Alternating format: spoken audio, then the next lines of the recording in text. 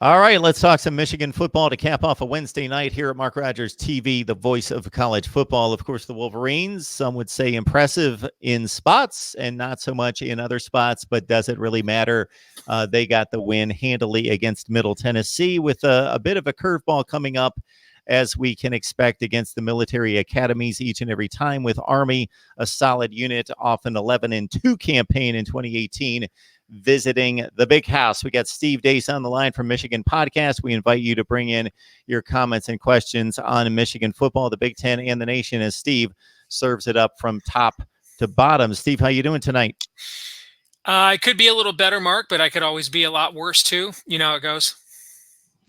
We do. So we're both maybe somewhere between both ends of the spectrum there, doing just fine. No reason to complain. We appreciate you jumping on the line to talk some Michigan football. We always get a great response when you come on to talk Wolverines. And again, we extend it to the Big Ten and the nation.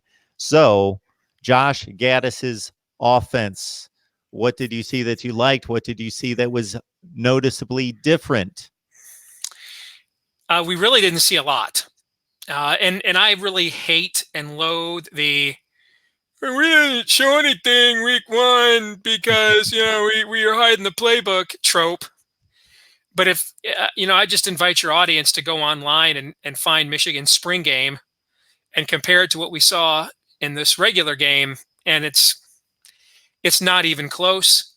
They jumbled lineup combinations. They kept several players out for precautionary reasons, and then yanked guys when there was the slightest hint of any injury. At his weekly press conference on Monday, Jim Harbaugh did something you will rarely hear a coach do honestly. Talk about how they watched the teams that they're playing later in the year, and they were really impressed, and they know they got a tough schedule, and they got to play a lot better than that. I just think there's a lot here, and maybe sometimes you can go too far with that. But I think Michigan was very aware that they had an overmanned opponent. I mean, Don Brown, Mark, even played a lot of gasp zone defense on Saturday. They just kind of mailed this in, And if you watch the game, it looked like it. There was a stretch for about 5-10 minutes in the second quarter where they really brought it. You saw a lot of tempo and RPO. They scored on those 5 straight possessions, and then after that, no yards passing in the third quarter. I'm not sure that's happened, since Woody Hayes tore up a sideline marker down up at the big house. That's how long ago that probably was. So I really think they just mailed this in. Now, was that arrogant? Was it self-aware? Was it cocky?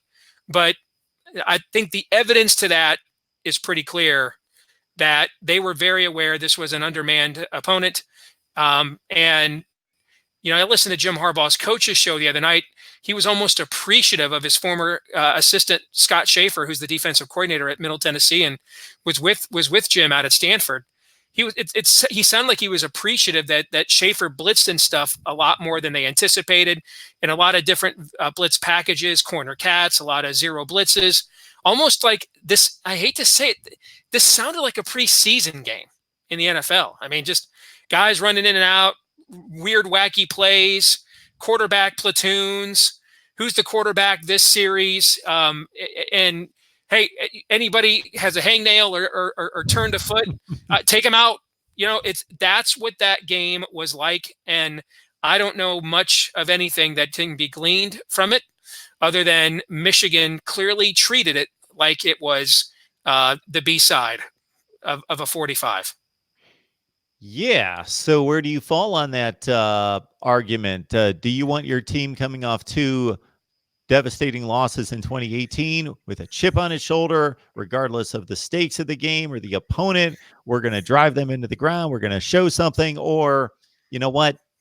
The mission is 12 games, 13, hopefully 14 or 15. Let's take the big picture look. Let's treat this as a business trip. We are at home, business trip in quotes, and go out there, just take care of business, win the game. Nobody gets hurt. Let's get off the field. Let's not show a whole lot if you're going to add that portion of it into the equation. But basically, we know what we need to do. We know how much of the accelerator we need to press and when during the game we need to press it to have that 3-score margin and be good to go. Ask me that on November 30th. I don't know the answer to that right now. And you know me well enough to know I like giving answers. They may not be the right ones, right? But I like to give answers. But we have tried everything. We've tried being arrogant. We've tried being quiet. We've switched the defense. Now we're switching the offense. I'll answer on November 30th. It really we've done everything there is to do in this sport except reach the next level that we haven't yet to reach. And I don't know if I knew what it would take to get there, I wouldn't be sitting here talking to you in my maize and blue man cave. I'd be making $9 million a year, so I don't know what the process is or the answer is. I just know that I won't know that they know what the answer is until November 30th. I'll tell you this, it's different. I mean, he's still not giving you printed depth charts, but he's giving you full depth charts at press conferences and on his radio program. He's telling it, he's calling his shot at Big Ten media days, talking about Jimmy. He's openly admitting, hey, we're watching teams and their schedule and seeing how well they're playing. I mean, in our line of work, we would kill for coaches to do stuff like this, right? Like Nick Saban's all trying to play it off like he didn't watch Jalen Hurts the other night, right? Whatever, brah. All right, don't pee on me and tell me it's raining. That's how most of these guys roll. Or Nick Saban's like, I didn't know there was an election. Remember that one a few years ago? Yeah. His birthday was on election day or something. He didn't know that was the day. Right? Or how about Bill Belichick last week when he was asked about Andrew Luck's retirement? I don't really follow him all that much. I mean, come on, man. Come on. Right? So that's kind of been Jimmy's act, actually, the last couple of years, is to play that card.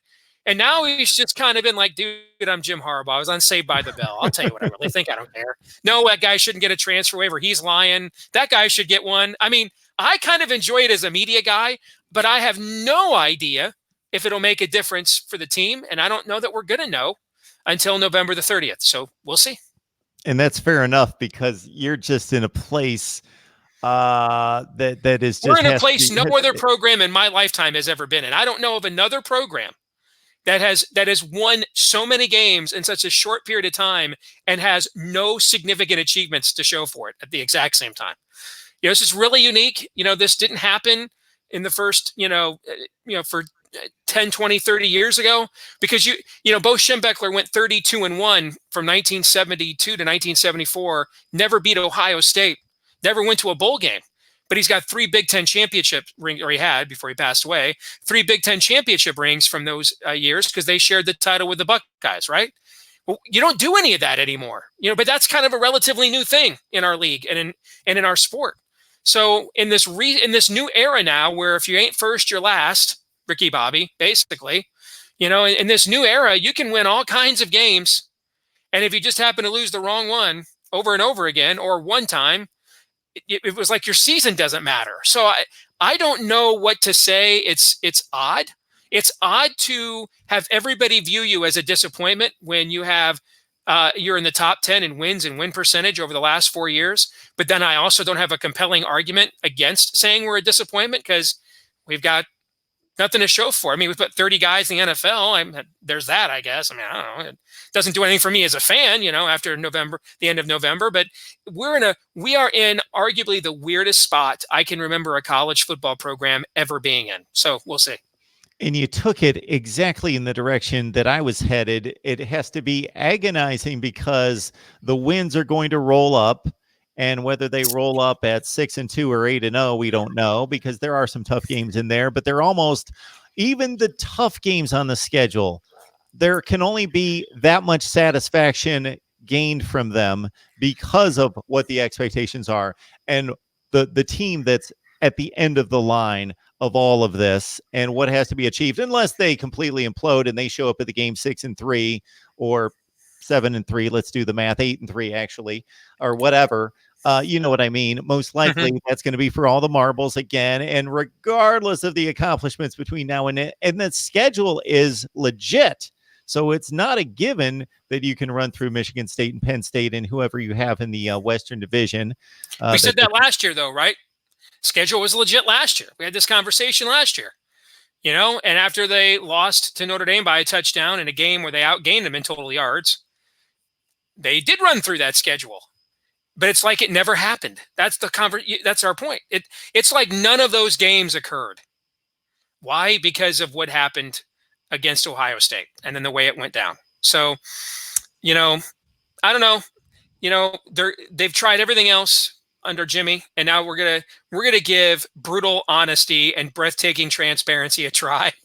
So we'll see how it goes. I don't know the answer to that. Well, did you come up with any answers looking around the Big Ten in week one? We saw a Purdue team go out to Nevada.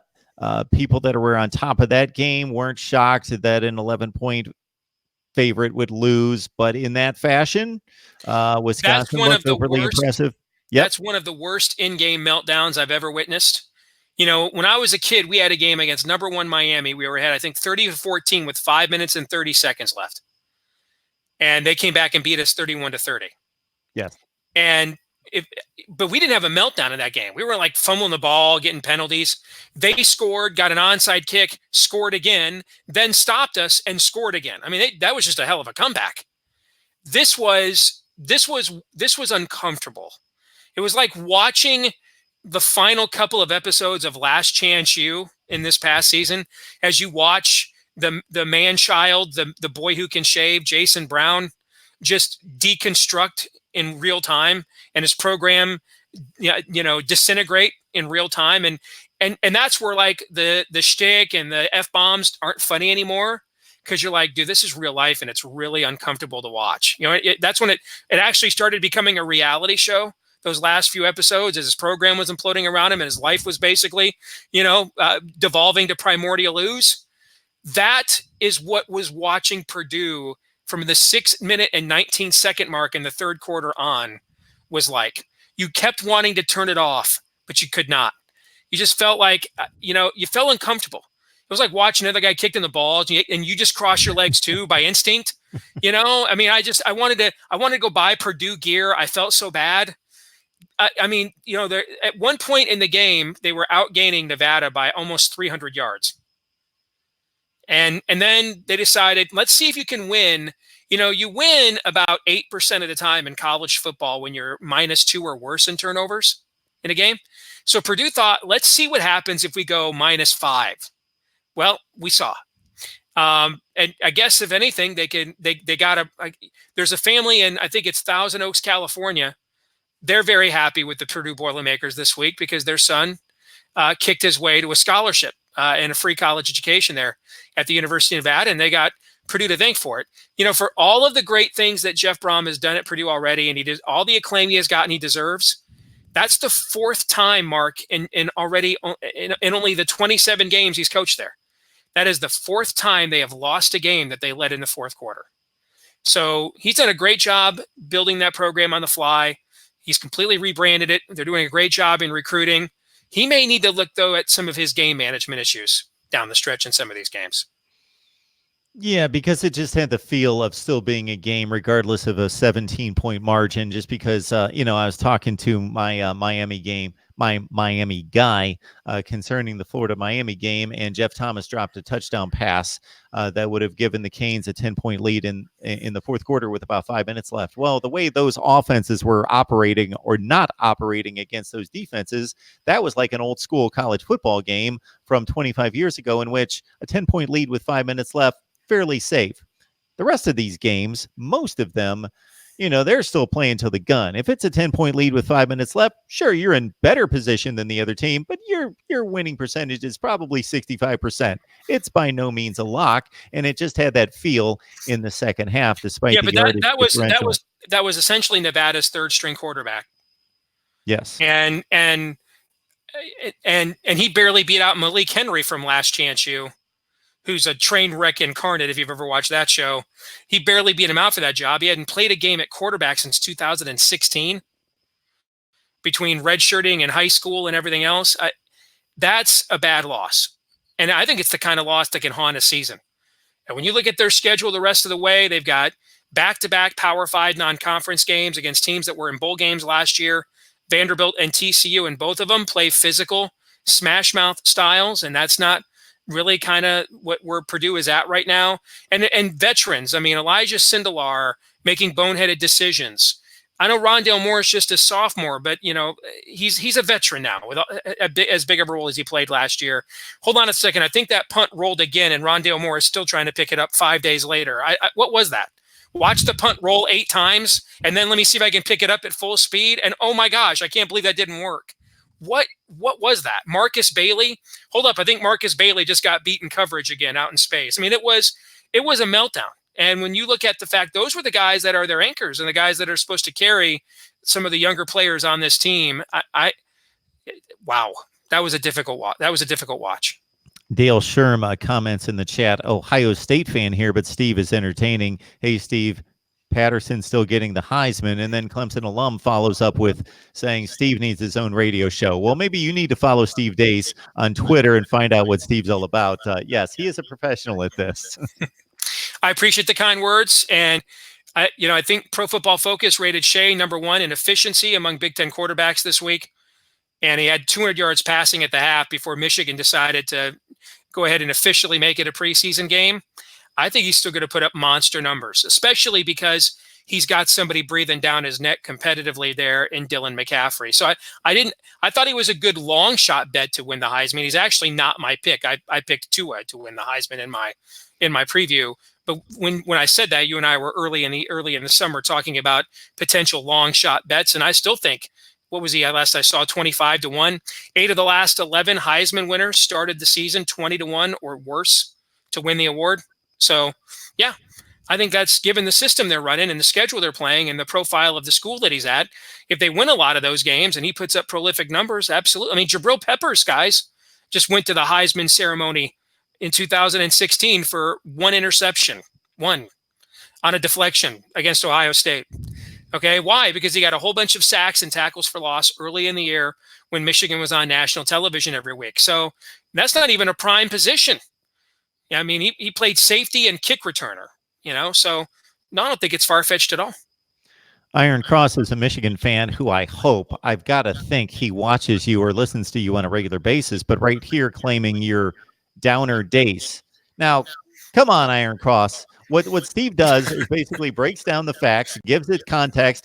He claims, and very accurately, this is what Harbaugh's done. It's all good, all of this good, and then it's not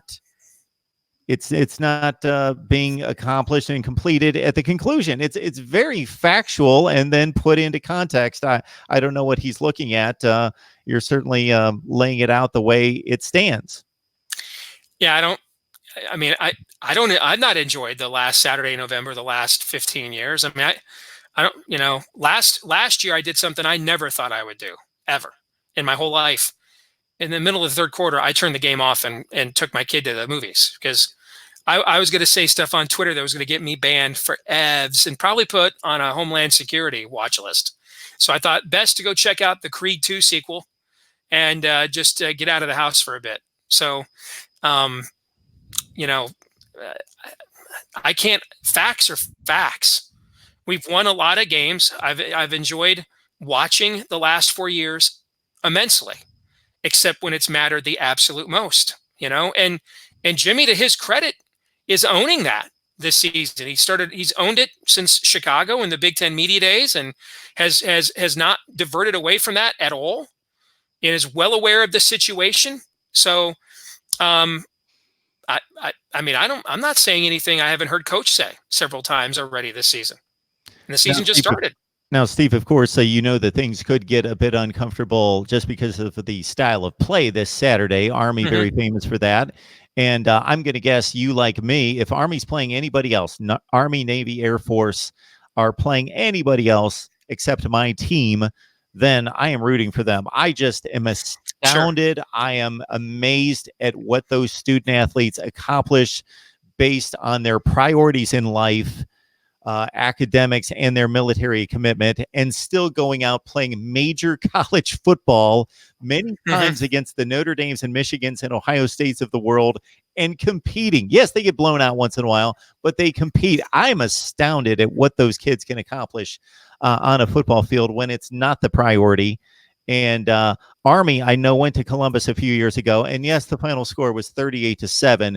But to kind of capsulize what is being referred to there by Sherilyn playing keep away, they had a 99-yard drive against Ohio State in the third quarter, in which they almost kept the ball for the entire quarter. Yeah, they did that against Rice the other night as well on the drive that ended up winning the game. So I know a lot's being made about what Army did last week, and it wasn't great. Rice is considered one of the worst teams in the FBS, and Rice had the ball in Army territory with a chance to tie or take the lead on a touchdown and a 2-point conversion in the final minutes before they had an interception. And I think a couple things. One, I think Army was overlooking that game.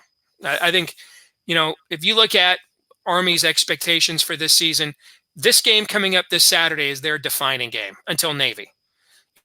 It's the game that they think they can put a good showing in and get into that spot for that or that discussion for that group of 5 bid in the New Year's 6. The problem Army has, though, compared to Oklahoma last year, one, Michigan's a hell of a lot better on defense than Oklahoma. That's one. But two, they caught Oklahoma in the middle of the season, right? And that's always when you never want to play these guys. I remember when Spurrier had it really going at South Carolina. They won like 11 games or more 3 years in a row at one point, I think. And they almost lost to Navy when Navy was really good. They almost lost to them in the middle of a season at home, because that's when you don't want to play these guys. You're in the middle of a year, you got a rhythm going, you're in conference play, and then here comes this well-disciplined operation with this quirky, triple option offense that you haven't seen unless you're watching old clips of Chris Schenkel and Frank Broyles on YouTube. Okay. So your kids are like, what in the Sam Hill is this? Right. Well, this time around, Michigan's getting them the second week of the year. And I also think that went to some of Michigan's base defense. We played a lot of base defense, a lot of zone, might have played more zone against Middle Tennessee than we have played the entire time Don Brown has been here combined. And I think part of that wasn't just treating Middle Tennessee as a preseason game, with all due respect to them, because they're a very respectable group of 5 program. But I think it also was Michigan has put a lot of time this offseason into this prep, knowing that with the bye after this game, and then the Big Ten gauntlet begins at Wisconsin, you can't have this game derail your season so that maybe you do finally win the Big Ten, but then you're out of the playoff because you lost this one.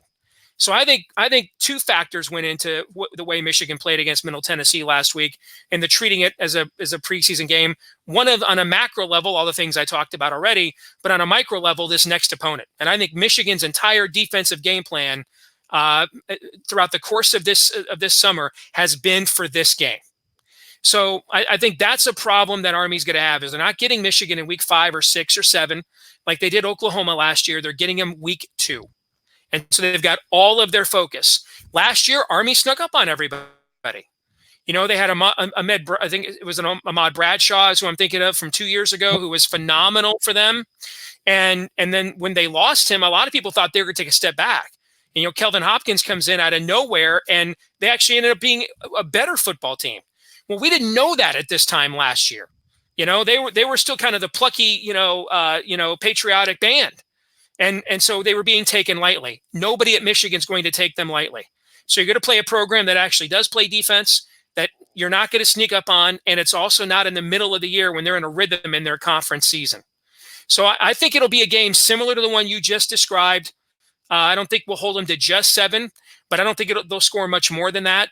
I also think, Coach Harbaugh is a big military guy, big patriotism guy. Before he coached a game here, there was a big controversy on campus over the American Sniper movie, and some Muslim students protested it, saying that the movie was against Islam. And then when they were asked, did you see the movie? Of course, no. So, but that's what we do in America today, Mark. We give opinions on stuff we've never read or watched. That's kind of how we roll. And that's what makes us experts. Like, never, ever in world history as a generation ever been more ignorant and less informed, and been damn prouder of it.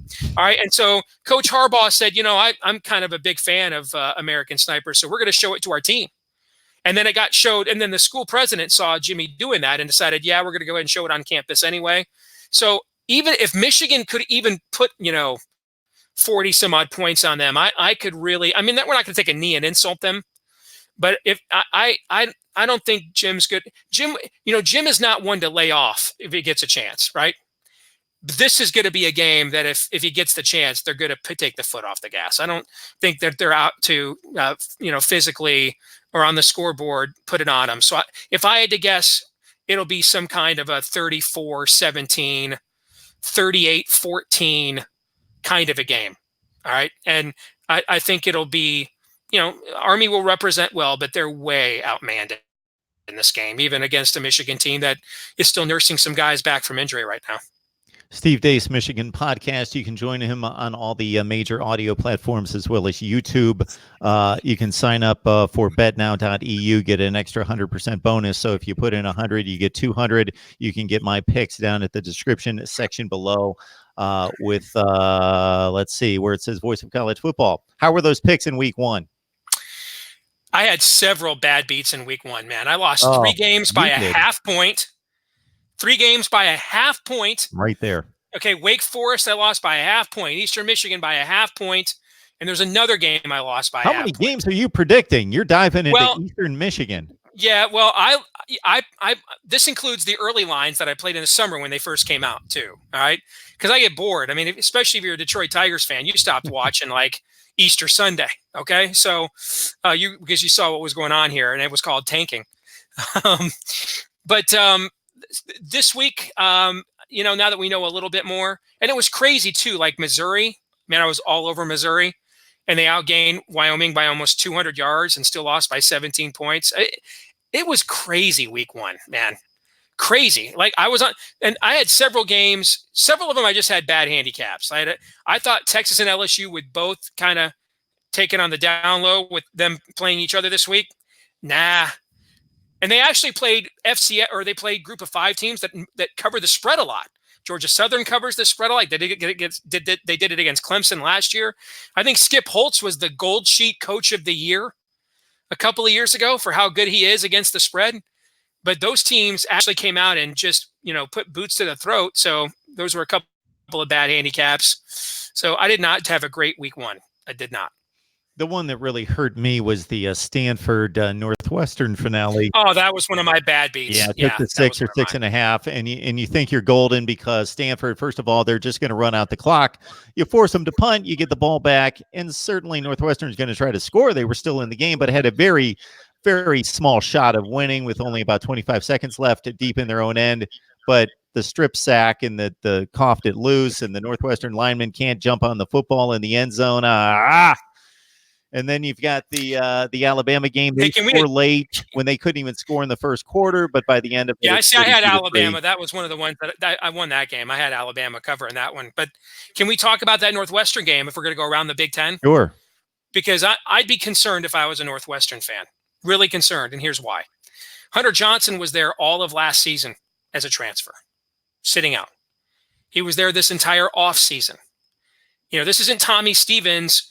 Let me decide, around May that I want to go to Mississippi State. I mean, he's been there the whole time, Mark.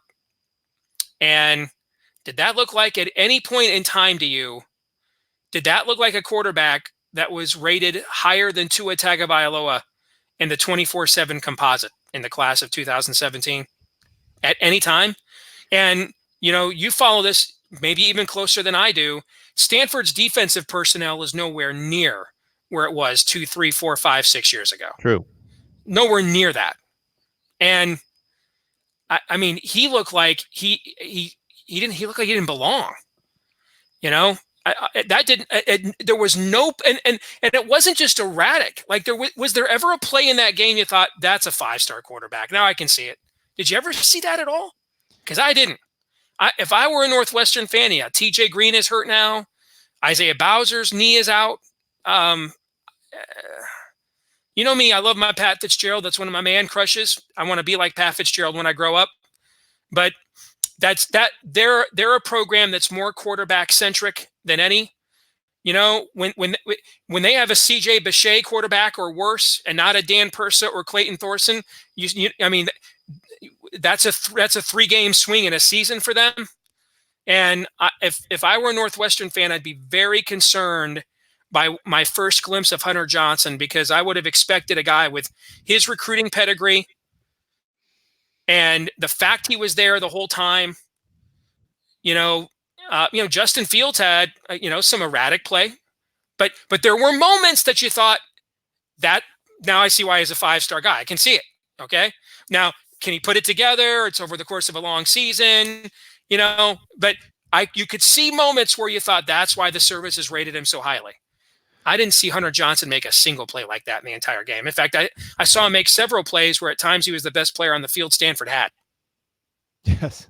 So to underline your point, and I watched about 80% of that game as I was flipping around, but I really wanted to lock in on Stanford Northwestern. There was a play in which he rolled left, he flipped his shoulders, and delivered a fine ball down the seam. And when I say down the seam, I'm not talking about 25, 30 yards down the seam. I'm talking about 12 yards down the seam. And that would not have registered except for the analyst said, wow, there he showed us the 5-star ceiling. And I thought, no, what he showed us was that's the best play he's made today. That's not something that you don't see happen 12 to 20 times during any college football game that you're going to run across on a Saturday afternoon. Yeah, he actually delivered the ball on time and down the field. It wasn't a ball that had to go to the sidelines at all. And yes, he looked pretty bad. The one condition I'll make on that is, why can't Northwestern find a wide receiver that's going to scare somebody? They can never find that guy. It's been since like Dwayne Bates. Remember him? Yeah, there you go. That was a long time ago. I can't believe I just yanked that out of the backside. Yeah, that was well done. But and then there were a couple games. Maryland played Howard, historically black college, and not a good one. I mean, if you looked at last year's USA Today rankings of HBC programs, they ranked the top 10, and even teams with losing records like Prairie View get in there. Howard was not ranked in there, so they're playing kind of a glorified high school team, frankly, kind of almost like the high school all-star team in a state like Montana is what Howard is. I don't know, what did you, if you're Maryland, did you learn anything by playing them?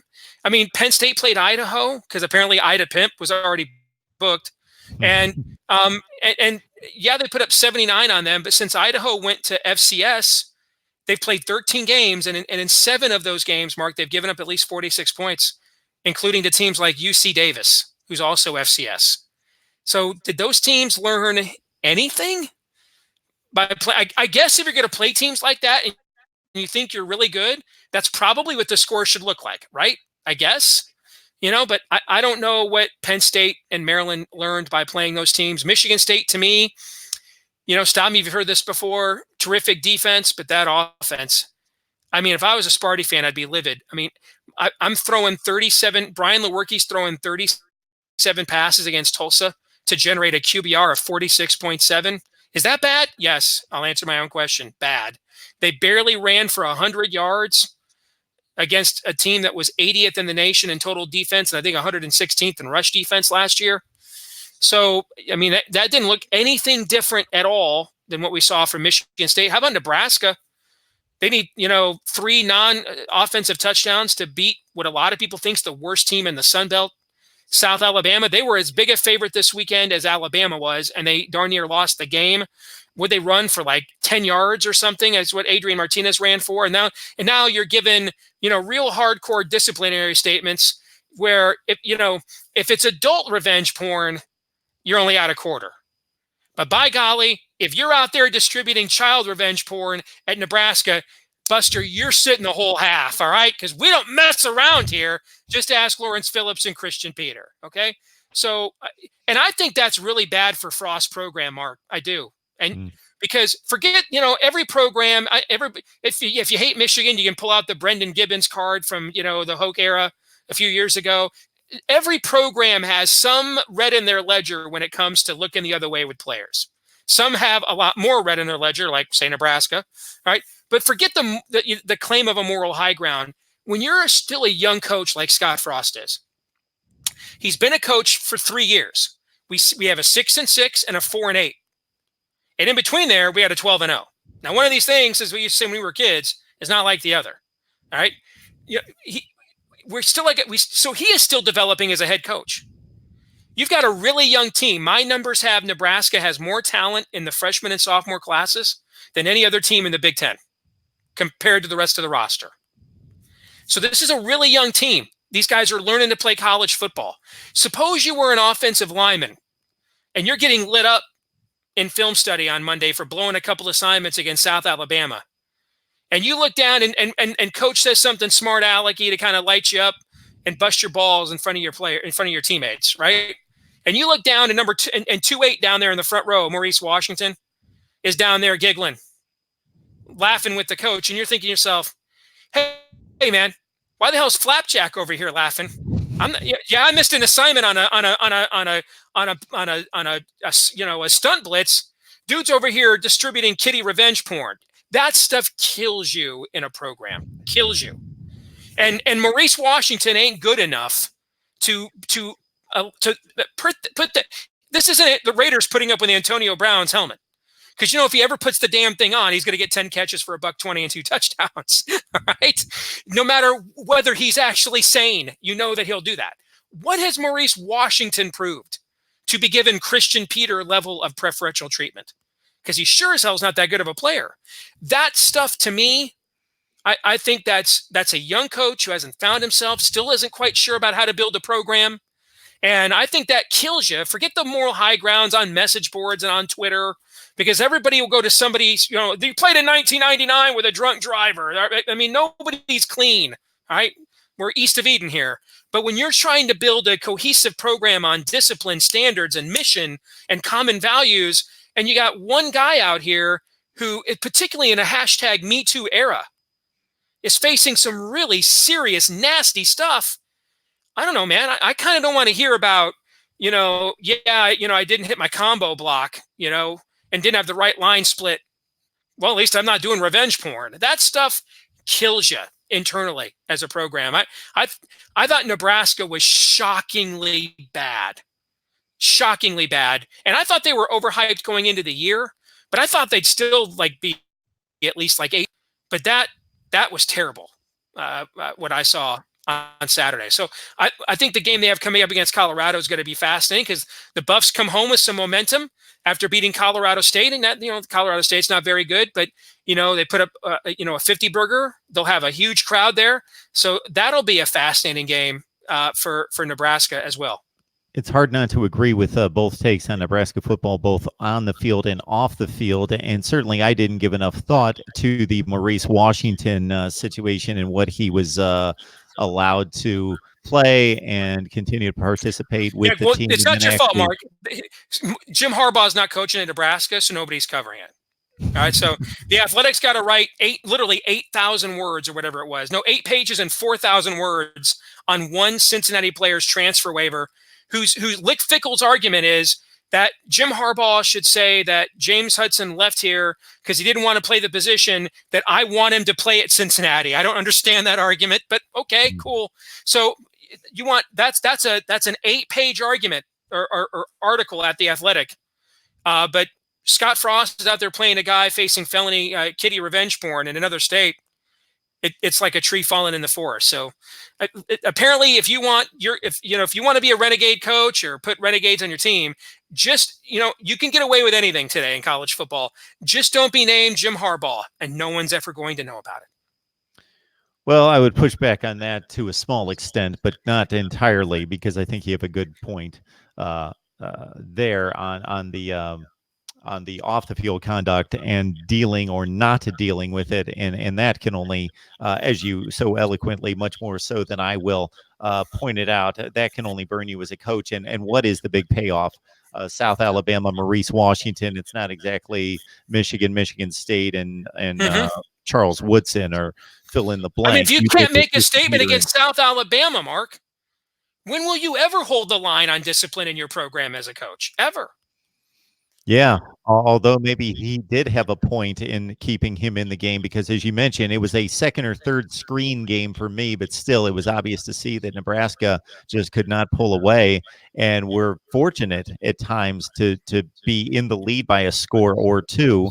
A game that I didn't blink at taking the 36 points and running, but not thinking, hey, this game's going to be hanging in the balance with 5 or 6 minutes left.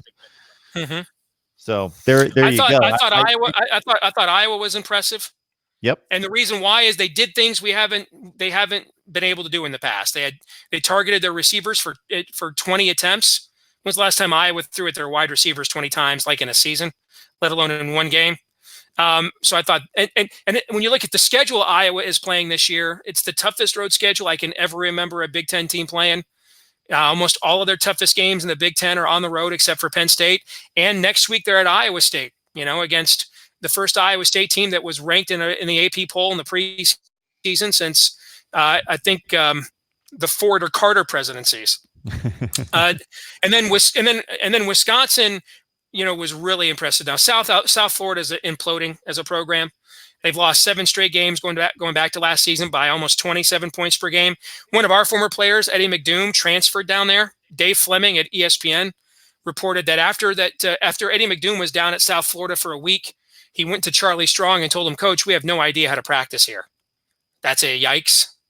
So yes, South Florida is imploding, but the way they were using Jonathan Taylor in the passing game. And Jack Cohn's not going to make anybody think he's Brooks Bollinger or Scott Tolzien, but I could see a little Darrell Bevel or Jamie Samuelson there a little bit, So I thought actually Iowa and Wisconsin, and maybe Wisconsin and Iowa is the order I'd put them in. I thought those were the 2 most impressive performances by Big Ten teams in week 1. Steve Dace, Michigan podcast, so you can hear and see why we reel him in on a regular basis. Would like to do this at least once a week, and that would be a great time for me and our channel. Steve, you always bring it, and again, I always set it up as Michigan, the Big Ten, and the nation in that order, and Steve delivers each and every time. We appreciate you stopping by. Know that we've only got you for a few minutes, and we dragged you out to 45, so thanks so much for stopping by. You got it, brother. Take care. Go Blue. Steve Dace, Michigan podcast. Somebody just mentioned recently on the live chat, I believe it was Jesse Sullivan. When do you sleep, Mark? Good point. Maybe we'll take care of that in a few hours, but certainly not at 10:45 Eastern time. But after working all last night till about 4:30 in the morning, catching about 2 hours, back up at 7, working all day, and 4 hours of live streams, I think we'll cut it off right at this point. Got some personal phone calls coming in. We appreciate you so much jumping on the line for our Michigan Talk with Steve Dace. We are going to do our best. I've talked with Steve. We think we can work it out to where we can reel him in once a week. It may not exactly be at this time, but I would love to build a big audience for Michigan football talk, just like we have with Ohio State and most notably Miami and Florida State on Wednesday night. We appreciate all of you guys jumping on board. Please help us build the channel. I think some of you have caught the vision, understand what I'm trying to accomplish here, and I can only do it with your help in so many ways that you can help us build the channel. Like the comments. See, I'm getting delirious at this point. Like, comment, share, and subscribe. Also, help us with the super chat. If you like my predictions, want to see my predictions, have any idea in which you will find my predictions, you go to the Voice of College Football link down in the description section below. Also, betnow.eu. You double your money. You get 100% added to your account if you use the promo code MRTVCFB. MRTVCFB. Grab the link next to the hashtag Sam Strong. And the holidays are coming. You're going to be on Amazon. You can do it by helping us build the channel. You grab the Amazon link in the description section below. You encounter the same process. Doesn't cost you a penny. You don't have to buy the product that you see there. You just grab the link and you do your Amazon shopping right there. We will see all of you very soon. You can count on us for content each and every day. So who knows what Thursday holds in terms of Mark Rogers TV, the voice of college football. But check out that top 25 and let me know what you think. We'll see you soon.